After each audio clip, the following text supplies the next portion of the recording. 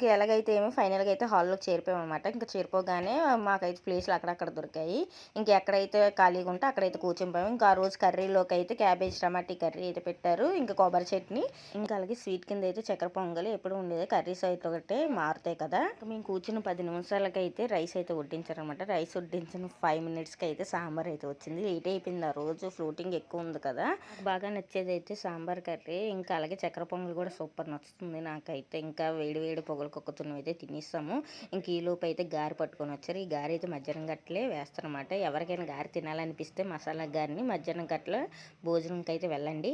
గారె తినేసిన తర్వాత రసం వచ్చింది. రసంతో కూడా తినేసాను కొంచెం. అలాగే పెరుగు మజ్జిగ ఉంటుంది కదా! మజ్జిగతో కూడా తినేసాను అనమాట. ఇంక తినేసిన తర్వాత బయటకైతే వచ్చాం. ఇలా పంపించారు బయటికి. మా ఊళ్ళైతే ఎడ్జస్ట్‌లో నుంచి బయటికి వెళ్ళకనే ఎంట్రీలో నుంచి అయితే బయటకు వచ్చారు. ఇంకా గాడ్ వ్యూ పాయింట్ అంటే ఎంతమందికి ఇష్టం కామెంట్ చేయండి. ఇంక భోంచేసి అయితే వరహాలక్ష్మి నరసింహస్వామి దర్శనంకి అయితే వచ్చాం. వీడియో నచ్చితే లైక్ చేయండి, సబ్స్క్రైబ్ చేసుకోండి.